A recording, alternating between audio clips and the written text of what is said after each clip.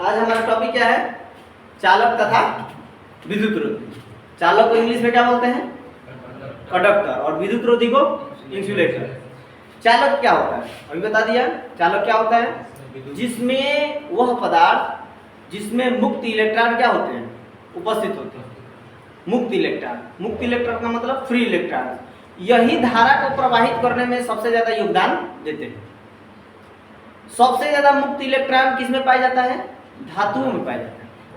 और उन धातुओं में सबसे ज्यादा किसमें पाया जाता है? तांबे में पाया जाता है। किसमें? तांबे में, मीन्स कॉपर में। इसमें जो मुक्त इलेक्ट्रॉन होता है वो लगभग 10 to the power 29 free electrons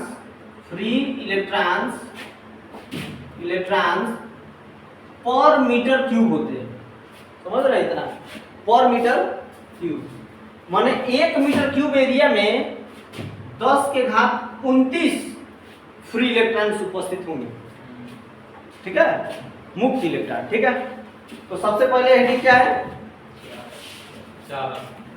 heading डाल लीजिए, क्या है? चालक। चलिए, सबसे पहले नंबर पे चालक। इंग्लिश में क्या बोलते हैं? कंडक्टर। फिर बता रहे हैं, ये आप छोटे पर पढ़े हो, आप ऐसे पढ़े हो एग्जाम्पल कि वह पदार्थ जिसमें इलेक्ट्रिसिटी मीन्स विद्युत क्या करे? प्रवाह करे। विद्युत प्रवाहित होती है, उसको हम बोलते हैं चालक। और एक होता है अचालक या कुचालक, उसी को हम विद्युत रोधी बोलेंगे। वह पदार्थ जिसमें विद्युत प्रवाहित नहीं होती है उसको हम बोलते हैं विद्युत रोधी, या फिर बोलेंगे अचालक, या फिर बोलेंगे कुचालक। इंग्लिश में बोलते हैं इंसुलेटर। लेकिन यहाँ पे जो है, आप 12th में है, उसमें आप ये नहीं कहेंगे कि विद्युत प्रवाहित हो रही है, धारा प्रवाहित नहीं। अब हमको पढ़ना है कि उसका मेन कारण क्या है, उस धारा के प्रवाहित होने का मेन कारण क्या है। धारा के प्रवाहित होने का सबसे मेन कारण क्या है? आपका फ्री इलेक्ट्रॉन्स। किसी पदार्थ में अगर फ्री इलेक्ट्रॉन्स होगा तो उसमें फिक्स है कि इलेक्ट्रिसिटी प्रवाहित होगी, विद्युत जो होगा वो धारा प्रवाहित होगी। जिसमें इलेक्ट्रॉन फ्री इलेक्ट्रॉन्स, मुक्त इलेक्ट्रॉन, उसको स्वतंत्र इलेक्ट्रॉन्स भी बोलते हैं, अगर उसमें नहीं रहेगा, उपस्थित नहीं रहेगा, तो उसमें इलेक्ट्रिसिटी आप कुछ भी कर लीजिए, प्रवाहित होने वाली नहीं। बात समझ आ गई? तो चालक में सबसे ज्यादा इंपॉर्टेंट किस चीज का होता है? मुक्त इलेक्ट्रॉन, है ना? आप हेडिंग डाल लीजिए चालक। क्या लिखेंगे? लिखिए, मैं बोल रहा हूं चालक। जिन पदार्थों में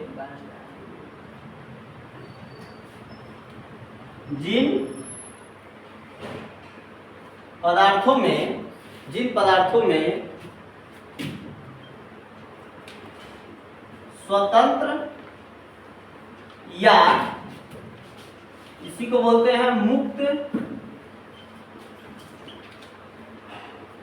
इलेक्ट्रॉन्स,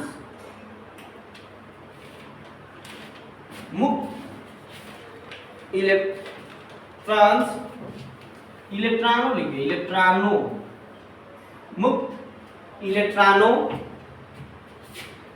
की संख्या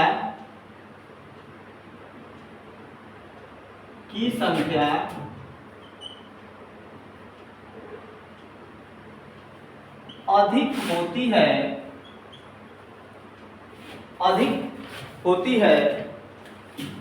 उन्हें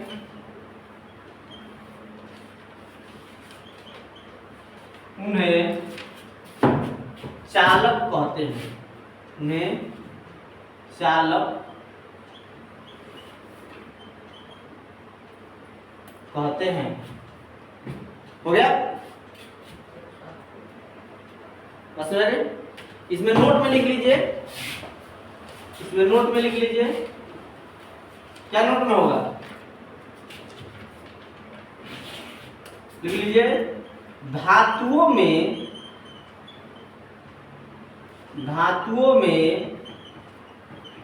सबसे अधिक मुक्त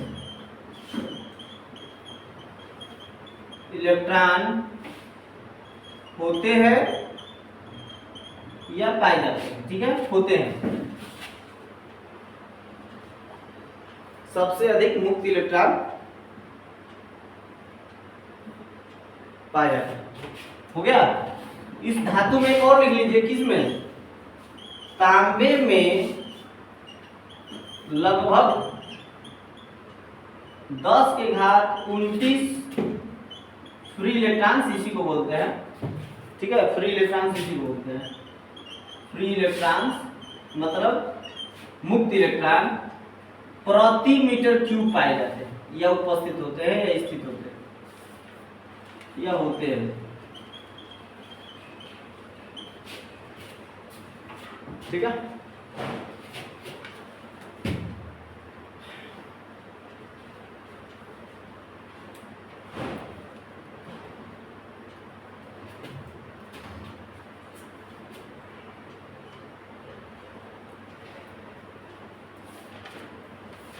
हो गया। इलेक्ट्रॉन होते हैं। मैंने अभी बताया क्या कि किसी धातु में अगर इलेक्ट्रिसिटी प्रवाहित हो रही है तो उसमें धारा वाहक जो होता है, धारा को प्रवाहित करने का साधन जो होता है वो क्या होता है हमारा? मुक्त इलेक्ट्रॉन। धारा को प्रवाहित करने का साधन क्या है हमारा? मुक्त इलेक्ट्रॉन ही है। ठीक है, तो अब एक लाइन लिख लीजिए इसमें और नीचे लिख लीजिए, चालकों में, लिखिए, चालकों में वैद्युत चालन, इसे लिख लीजिए, चालकों में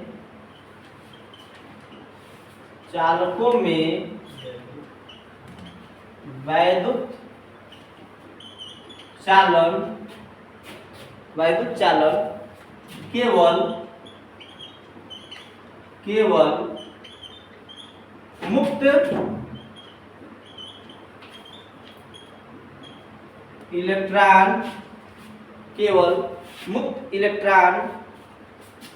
इलेक्ट्रॉनों कर लीजिए, मुक्त इलेक्ट्रॉनों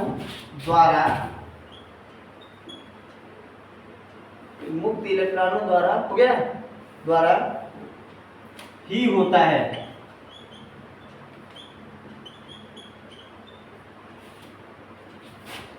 मुक्त इलेक्ट्रॉनों द्वारा ही होता है।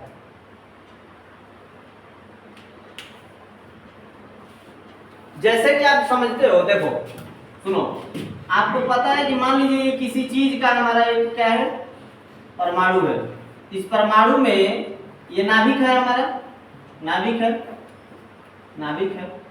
इस नाभिक में प्रोटॉन है और प्लस न्यूट्रॉन है। इसके चारों ओर इलेक्ट्रॉन क्या करता है?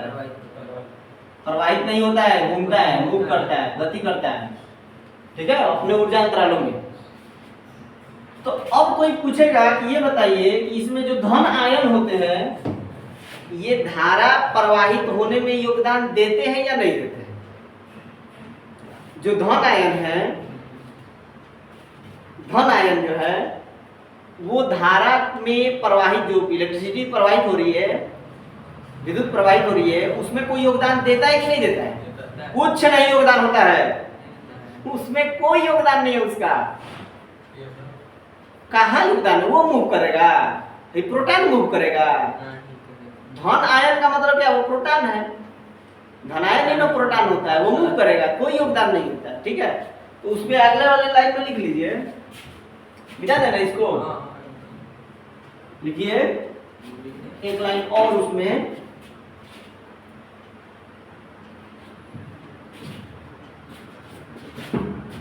लिखिए, चालकों में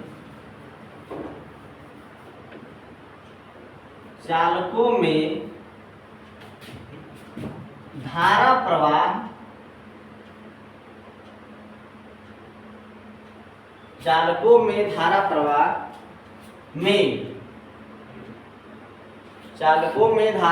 में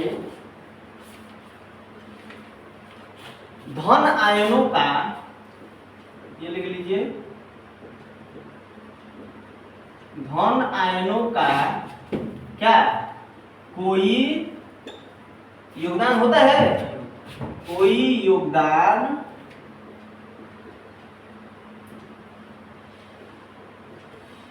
नहीं होता है। ठीक है।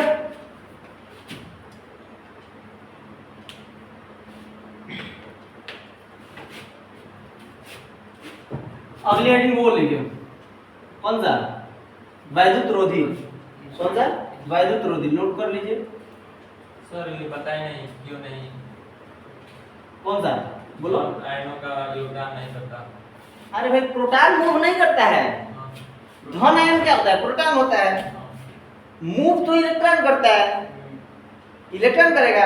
और उसमें भी इलेक्ट्रॉन मूव जो परमाणु के अंदर होते हैं वो अपने ऊर्जा अंतराल में क्या करते हैं? घूमता रहता है, जो वृत्ताकार होता है। लेकिन जो मुक्त इलेक्ट्रॉन होता है वही केवल एक स्थान से दूसरे स्थान पर मूव करता है, गति करता है, और कुछ गति नहीं करता है। अब कोई प्रोटॉन और न्यूट्रॉन यहाँ पे है, ये थोड़ी गति करता है। इसके कारण कोई इलेक्ट्रिसिटी नहीं प्रवाहित होती है। मेन इलेक्ट्रिसिटी प्रवाहित होती है आपके कौन सा? ये फ्री इलेक्ट्रॉन, मुक्त इलेक्ट्रॉन के कारण। ठीक है, वो स्थिर रहता है, वो ये बाहर नहीं आता है। वो प्रोटॉन और न्यूट्रॉन एक साथ रहते हैं, कोई वो बाहर नहीं आता, वो नाभिक छोड़ के आएगा। ठीक है, चलो एक डालो वैद्युत रोधी। देखो वैद्युत रोधी को ही हम कुचालक भी बोलते हैं। क्या बोलते हैं? कुचालक। कहीं कहीं कुचालक को अचालक भी बोला जाता है। इंग्लिश में आप इंसुलेटर लिख लीजिए। चालक को सुचालक कहते हैं। हाँ, इसको सुचालक भी बोलते हैं, इंसुलेटर। अब बताइए, हमने उसमें क्या बताया कि जिन पदार्थों में मुक्त इलेक्ट्रॉनों की संख्या अधिक होती है वो चालक कहलाता है। इसमें क्या हो जाएगा? जिन पदार्थों में मुक्त इलेक्ट्रॉनों की संख्या नगण्य होती है या उपस्थित नहीं होती है, स्थित नहीं होती है, या सबसे कम होती है, होती ही नहीं है, या होती ही नहीं है, उसको हम क्या बोलेंगे? वैद्युत रोधी बोलेंगे। तो नोट कर लीजिए। देखिए, वे पदार्थ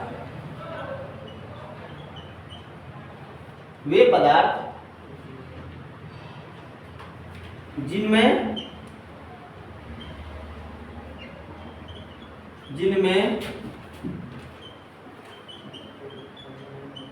मुक्त इलेक्ट्रॉनों की संख्या नगण्य होती है, नगण्य होता है, नगण्य है ना, नगण्य होता है।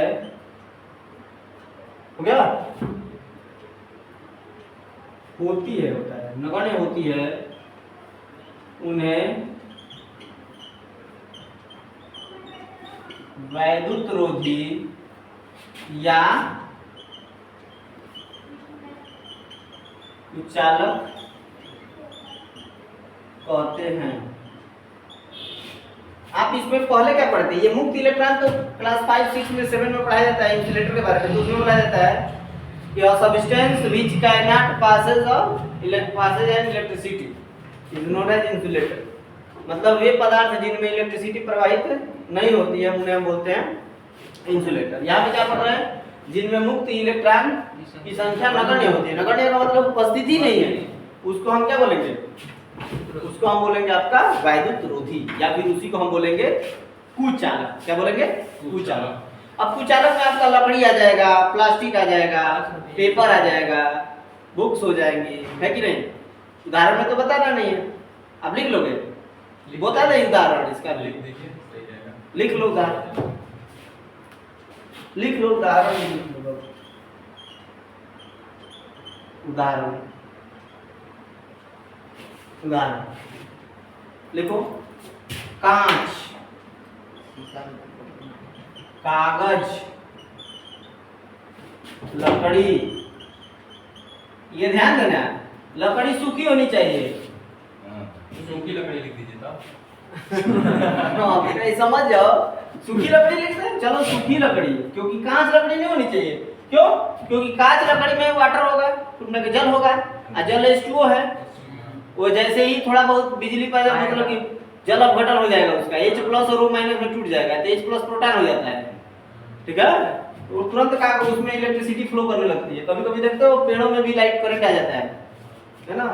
आज वो क्या नाम है, जो विद्युत का जो पोल होता है, विद्युत पोल जो गांव में लगता है, वो सीमेंट वाला, कभी कभी आप देखते हो उसमें झटका मारता है, है ना, बारिश के मौसम में तो नहीं जाके एक बार टच कर लेना, फिर टच करने का मन नहीं करेगा।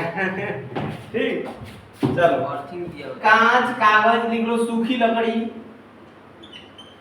इसीलिए मैं बोला सूखी लकड़ी, सूखी लकड़ी। और बताइए, रबर, रबर रबर, रबड़ में नहीं आ जाएगा। रबर में नहीं आता है, हाँ, रबर। प्लास्टिक नाइलॉन, प्लास्टिक लिख लीजिए, प्लास्टिक, नाइलॉन भी लिख लीजिए। ठीक है, इधर नहीं, यहाँ पे नाइलॉन, इट इज मैंने आ गई बात सुना गई इतनी, कोई दिक्कत इसमें? अब कोई पूछेगा कि चालक किसे कहेंगे तो आप बता देंगे। चालक क्या होते हैं? वे पदार्थ जिनमें प्रवाहित होता है। मुक्त क्या प्रवाहित, चलिए अधिक इलेक्ट्रॉन क्या जिनमें से वे पदार्थ जिनमें मुक्त इलेक्ट्रॉन की संख्या अधिक होती है उन्हें हम बोलते हैं चालक। मुक्त इलेक्ट्रॉन की संख्या अधिक होती है, अगर ये समझ में नहीं आ रहा है तो आप बोल सकते हैं कि जिन पदार्थों में मुक्त इलेक्ट्रॉन उपस्थित होते हैं वे चालक कहलाते हैं, और जिन पदार्थों में मुक्त इलेक्ट्रॉन उपस्थित नहीं होते हैं वो कुचालक कहलाते हैं, या फिर उन्हीं को हम अचालक बोलते हैं, या उन्हीं को हम वैद्युत रोधी बोलते हैं। बात समझ गए? एक दो एग्जाम्पल आप देख लीजिए, है ना। नोट में लिख लीजिए, नोट में। और इसमें ये होता है कि अब कोई पूछेगा कि मान लीजिए कि कोई वैद्युत रोधी पदार्थ है, वैद्युत रोधी पदार्थ है, कोई पूछेगा कि बताइए उसमें आवेश क्यों नहीं प्रवाहित कर रहा है। भाई आवेश उसमें अंदर है, वैद्युत रोधी पदार्थ है, तो क्या कागज में इलेक्ट्रॉन प्रोटॉन न्यूट्रॉन नहीं है? है, उसमें है कि नहीं? एटम से बना है, एटम में इलेक्ट्रॉन प्रोटॉन न्यूट्रॉन होता ही है। तो अगर वो बना है तो उसका आवेश मूव क्यों नहीं करता है, गति क्यों नहीं करता है? कारण उसका यही है, उसमें जो मुक्त इलेक्ट्रॉन होते हैं वो गति करता है, उसका जो स्थिर इलेक्ट्रॉन होता है वो गति नहीं करता है। वो गति अपने सर्किल में करता है, एक स्थान से दूसरे स्थान पर गति नहीं करता है। मान लीजिए कि तार हमको यहाँ से जोड़कर और यहाँ पे लाना है, तो इन दोनों के बीच जो डिस्टेंस होगा इसको इस दूरी को तय करने के लिए एक इलेक्ट्रॉन यहाँ से कहाँ तक जाना चाहिए? यहाँ तक ना।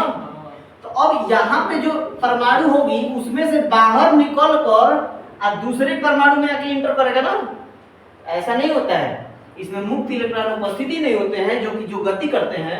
मुक्त इलेक्ट्रॉन रहेगा ना तो वही यहाँ से यहाँ तक क्या कर लेता है? गति करेगा, लेकिन कोई स्थिर इलेक्ट्रॉन गति नहीं करेगा। ठीक है, इसमें नोट में लिख लीजिए।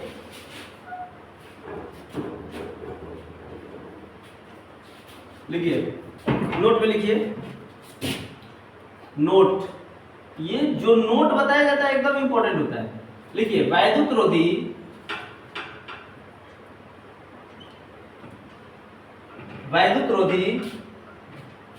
पदार्थों में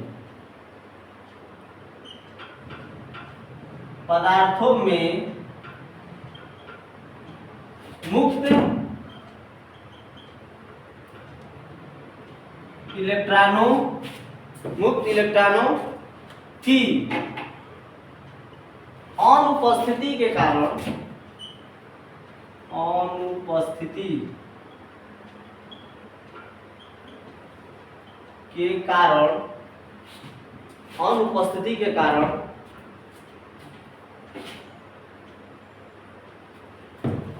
आवेश का प्रवाह, ऐसे लिखिएगा, आवेश का प्रवाह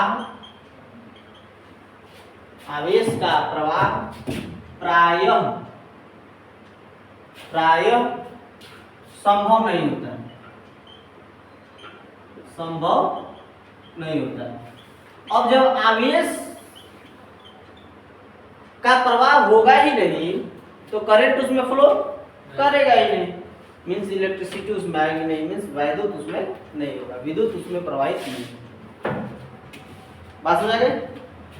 अब जो ये बार बार ये चीज आ रही है, क्या आ रही है? मुक्त इलेक्ट्रॉन आ रही है या बद्ध इलेक्ट्रॉन, है ना, जो बोल रहे हैं अभी हम बोले कि उसमें बद्ध इलेक्ट्रॉन जो स्थिर इलेक्ट्रॉन होता है। कोई पूछेगा ना कि मुक्त इलेक्ट्रॉन क्या होते हैं, है कि नहीं, तो अगला हेडिंग आप डाल दीजिए मुक्त इलेक्ट्रॉन।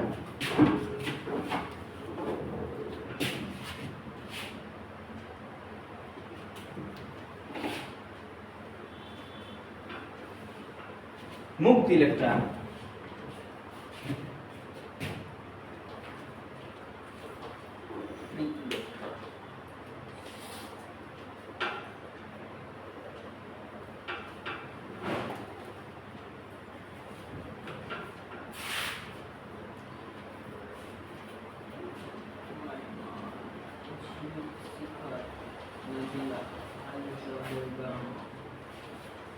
अब समझिए, हो गया? जैसे समझो, जैसे यह एक कोई पदार्थ है, इसे चौड़ा नहीं बनाते हैं, सर्कल। ये क्या है हमारा? पदार्थ का एक परमाणु है, ऐसे समझो, पदार्थ का एक परमाणु है। तो अब बताइए, जब परमाणु है तो ये इसका नाभिक होगा, नाभिक है, और नाभिक हमेशा धनायन होता है, याद है? इसमें प्रोटॉन प्लस क्या होगा? न्यूट्रॉन होगा। और जो इलेक्ट्रॉन होगा इसके चारों ओर क्या करता है? मूव करता है, गति करता है, सर्कुलर वृत्ताकार पथ पर। कभी कभार क्या होता है, एक चीज और समझो कि जो पदार्थ होते हैं ना, ये जो पदार्थ होता है, इसमें इलेक्ट्रॉनों की संख्या बराबर प्रोटॉनों की संख्या होगी। बताओ, जितने भी इलेक्ट्रॉन होते हैं उतने ही प्रोटॉन होते हैं। तो जब आवेश नगण्य हो गया ना, अब तो इसको हम बोलेंगे उदासीन ना, अब तो इसमें कोई आवेश उपस्थित है नहीं, क्योंकि जितना इलेक्ट्रॉन है उतने प्रोटॉन है। आवेश अब क्या हो गया? कुल मिला के उदासीन हो गया, उदासीन हो गया। तो इस जब उदासीन हो जाएगा तो इसमें किसी भी प्रकार का अब फ्लो इलेक्ट्रॉन फ्लो नहीं करेंगे। लेकिन क्या होता है कि हम बाहर से कोई ऊर्जा लगाते हैं, बाहर से ऊर्जा लगाए और यहां से इलेक्ट्रॉन क्या हो गया? बाहर आ गया। मान लीजिए कि इसमें 10 इलेक्ट्रॉन था और 10 प्रोटॉन था। एक इलेक्ट्रॉन हमने क्या कर दिया? यहां से बाहर निकाल दिया, तो अब इलेक्ट्रॉन कितना बच गया? और प्रोटॉन कितना बच गया? 10 बचा ना। तो प्रोटॉनों की संख्या अधिक होने के कारण ये परमाणु जो होगा अब क्या कहलाने लगेगा?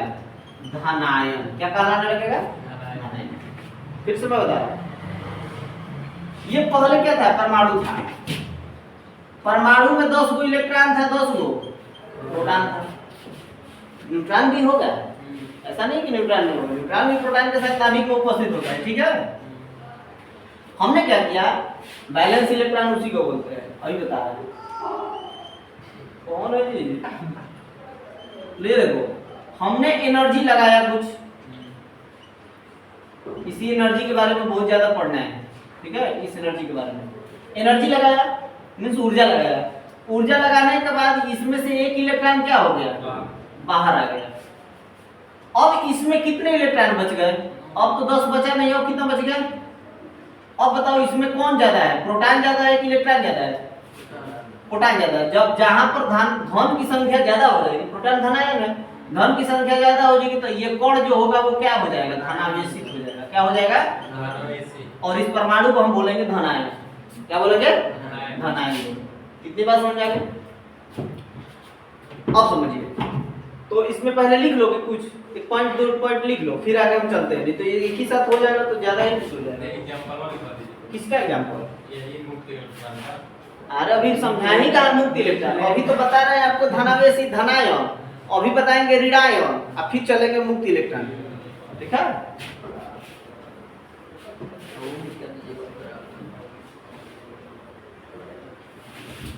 चलिए लिखिए, लिखिए, जिन परमाणुओं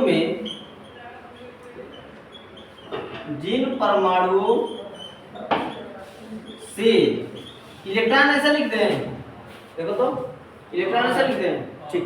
जिन परमाणुओं से इलेक्ट्रॉन बाहर आ जाता है, जिन परमाणुओं से इलेक्ट्रॉन बाहर आ जाता है,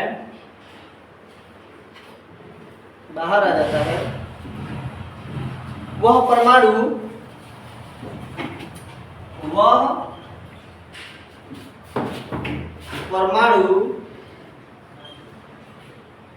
इलेक्ट्रॉन की कमी के कारण, इलेक्ट्रॉन की कमी के कारण धनावेशित हो जाता है, धनावेशित हो जाता है।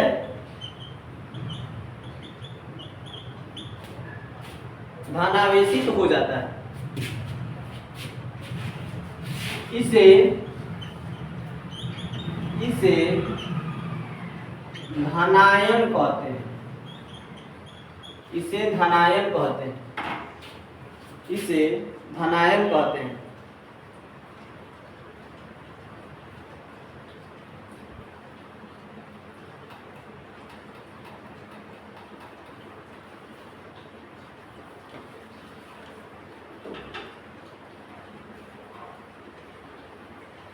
एक चीज और समझिए बाबू, मिटा देना। अब देखो, यही इसी बाहर जो इलेक्ट्रॉन आया है ना, बाहर जो इलेक्ट्रॉन आया है, इसी के बारे में अब पढ़ना है। समझिए ध्यान से इस चीज को और इस फिगर को अगर देखिए तो आ जाएगा समझिए। जैसे कोई ये परमाणु है, ध्यान देना, ठीक है, ये इसका परमाणु है,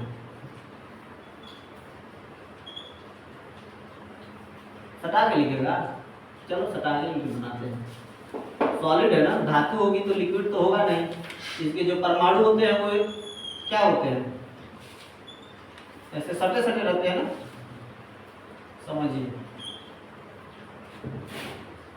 जैसे हमने ज्यादा नहीं बनाया, हमने कितना बना दिया, एक और बना दीजिए।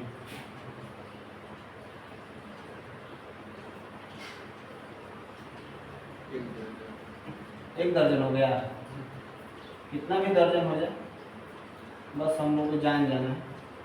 बस ये समझना है कि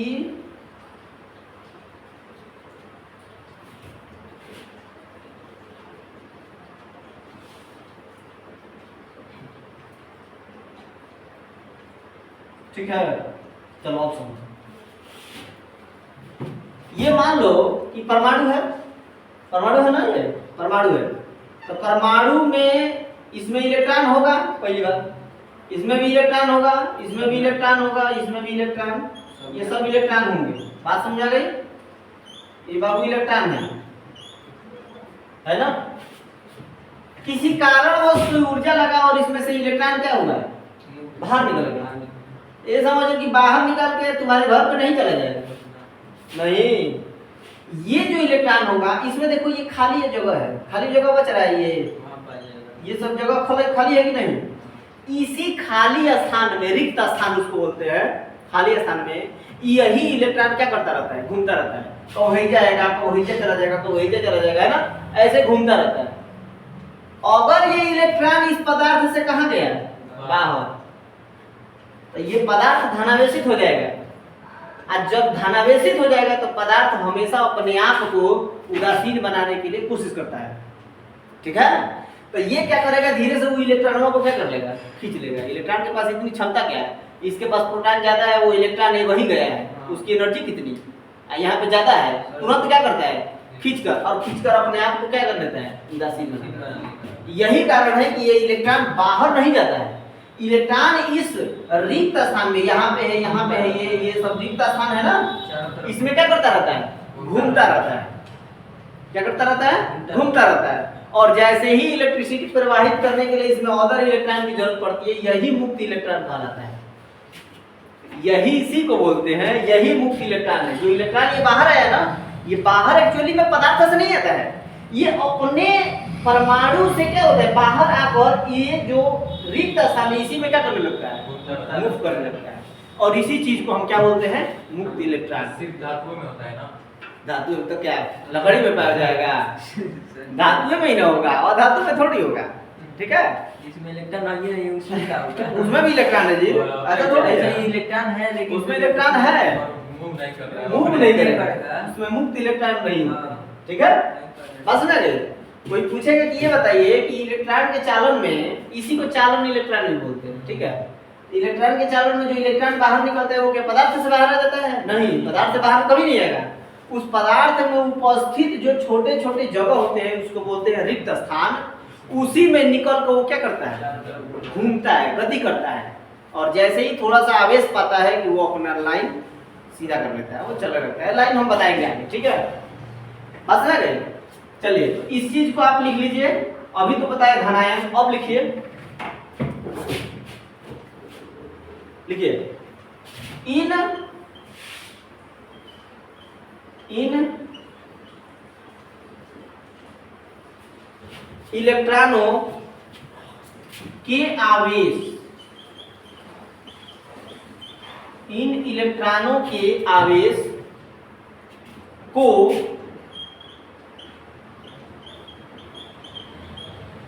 स्वतंत्र, इन इलेक्ट्रॉनों के आवेश स्वतंत्र मुक्त आवेश, मुक्त आवेश तथा मुक्त आवेश तथा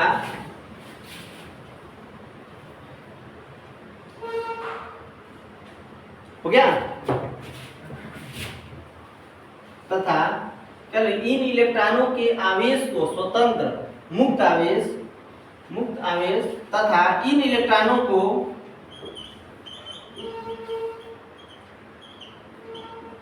इलेक्ट्रॉनों को ठीक है, तथा इन इलेक्ट्रॉनों को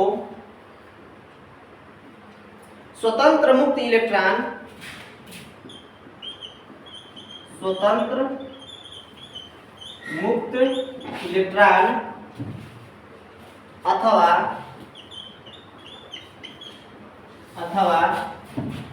चालन इलेक्ट्रॉन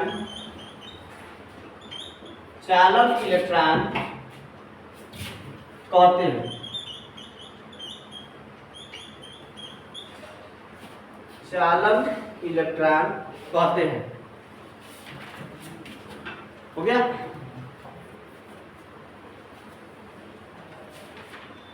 कोई दिक्कत?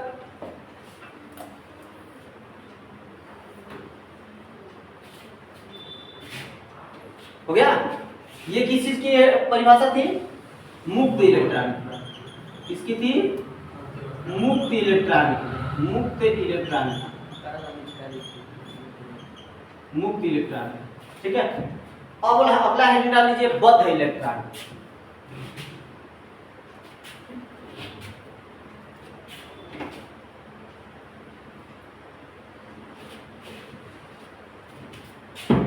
बद्ध इलेक्ट्रॉन,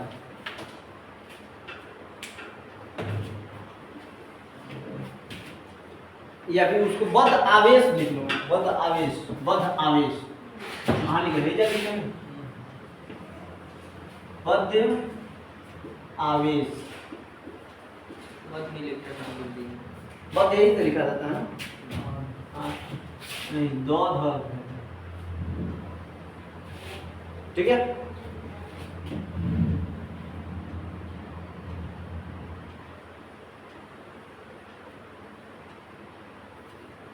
अभी हमने क्या बताया कि उस परमाणु में, ये जो परमाणु है इसमें से इलेक्ट्रॉन निकल कर क्या करता है? इसमें से इलेक्ट्रॉन निकल कर क्या करता है? इसके रिक्त स्थान में गति करता है। तो इस जैसे ही ये इलेक्ट्रॉन बाहर आ जाता है तो ये परमाणु क्या हो जाता है? धनायन हो जाएगा। क्या हो जाएगा? धनायन। इतनी बात हो जाएगा। जैसे ही रिक्त स्थान में ये इलेक्ट्रॉन बाहर निकल कर गति करने लगता है तो यह परमाणु क्या हो जाता है? धनायन हो जाएगा। तो इसका मतलब पूरा पदार्थ क्या हो जाएगा? धनायन हो जाएगा। क्या हो जाएगा? धनायन हो जाएगा। और जैसे ही धनायन होगा, ये अलग अलग जो बड़ा है तस्वीर, ये परमाणु है, ये इस एक जालक के रूप में रहते हैं। किसके रूप में? एक जाल के रूप में, है ना? जाल के रूप में। यही जालक के रूप में अस्थायी रूप से ये जो धनायन है वो स्थिर है। यही धनायन जो है, मतलब जो अदर इलेक्ट्रॉन, ऐसे समझिए कि जो अदर इलेक्ट्रॉन है इस जालक में क्या होते हैं? स्थिर रहते हैं। और इन्हीं इलेक्ट्रॉनों को हम क्या बोलते हैं? बद्ध आवेश बोलते हैं। उस समय जो इलेक्ट्रॉन बाहर आया उसे हम बोलेंगे मुक्त इलेक्ट्रॉन, और जो अदर इलेक्ट्रॉन इसमें होगा ना, अब उसको हम बोलेंगे बद्ध आवेश। ठीक है, नोट कर लीजिए इसको, बद्ध आवेश। देखिए, परमाणु से इलेक्ट्रॉन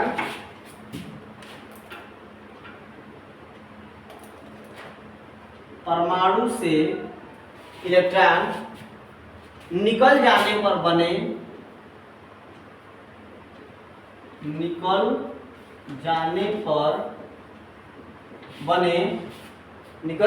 बने, धनायन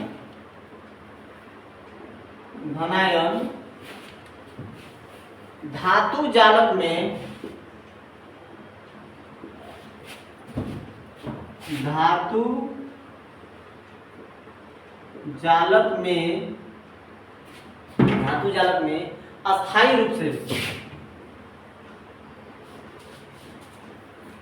अस्थायी रूप से धातु जालक में अस्थायी रूप से बद्ध रहते हैं।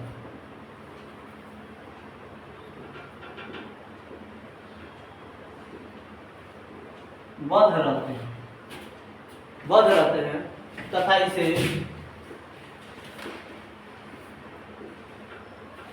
इसे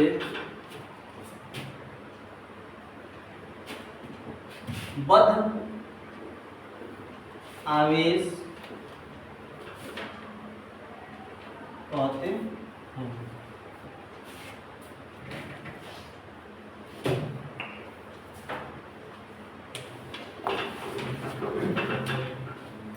हो गया क्या टाइम? तो स्टॉप करो।